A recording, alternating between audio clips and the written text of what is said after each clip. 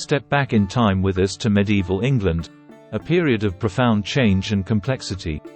In this video, we'll explore the lives of the people who inhabited this dynamic era, drawing from historical data and scholarly research to paint a vivid picture of daily life. Let's delve into the demographics of medieval England. Estimations suggest that around 6 million people populated the country in 1300, with a gradual decline to approximately 2.5 million by 1400. This decline was driven by a series of devastating events, including the Great Plague of 1348–49, which wiped out between 30 to 40% of the population. The repercussions of such calamities reverberated throughout society, affecting everything from labor patterns to cultural practices. The population decline in medieval England had far-reaching consequences. With fewer laborers available, wages rose, leading to changes in the economic landscape.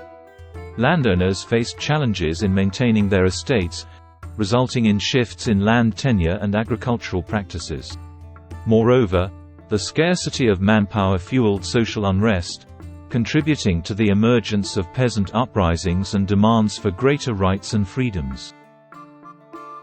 Despite the grim realities of medieval life, the period also witnessed remarkable resilience and innovation.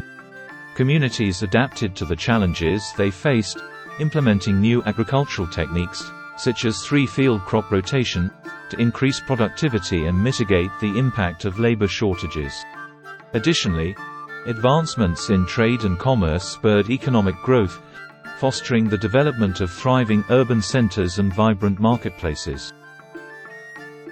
The feudal system, once a cornerstone of governance, began to wane as feudal lords struggled to maintain control over the dwindling labor force.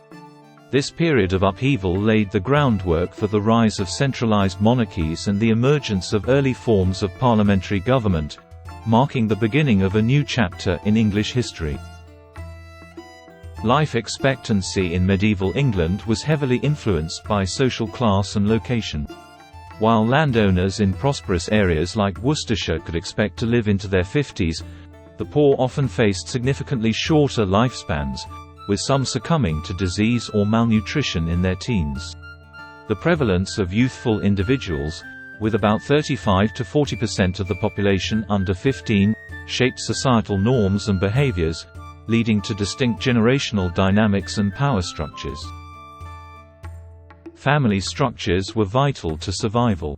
Extended families often lived together, pooling resources and sharing the burden of daily tasks. Children were integral to the workforce, contributing to the household from a young age. This early responsibility fostered a sense of duty and resilience, qualities that defined the medieval character. Amidst these challenges, knowledge and faith offered solace and guidance. Monasteries served as centers of learning and healthcare, with monks copying manuscripts and tending to the sick. The Church played a central role in mediating community relations and providing spiritual comfort, reinforcing the societal fabric.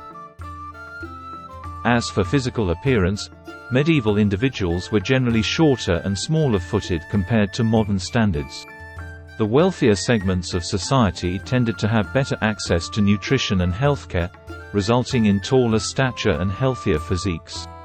However, the scars of warfare and accidents were common, with many individuals bearing visible signs of past injuries or ailments.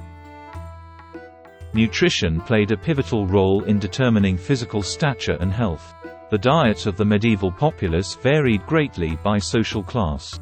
The wealthy feasted on a diverse array of meats, bread, and vegetables, enriched with spices imported from afar. In contrast, the diet of the peasantry was more austere, largely based on grains, legumes, and, when available, small portions of meat or fish, which were luxuries. Healthcare, too, was a luxury often reserved for the elite. Monasteries were the primary healthcare providers, offering treatments based on a blend of spiritual healing, herbal remedies, and the limited medical knowledge of the time. Barbers also served as surgeons, performing bloodletting and basic surgeries, practices rooted more in tradition than an understanding of human anatomy. The prime age for men in medieval England was typically in their 20s, a time when they assumed roles of leadership and responsibility within their communities. It was not uncommon for young men to serve in the military or hold positions of authority, demonstrating a level of maturity and capability beyond their years. Women, too, played vital roles, often managing households and raising families from a young age, contributing to the fabric of medieval society. For young men of noble birth, reaching one's 20s often meant taking on the mantle of leadership over vast estates. They were tasked with overseeing agricultural production, dispensing justice, and maintaining the welfare of those who lived on their lands. This period of life was also marked by the expectation to marry and forge alliances that would strengthen their family's position within the social hierarchy.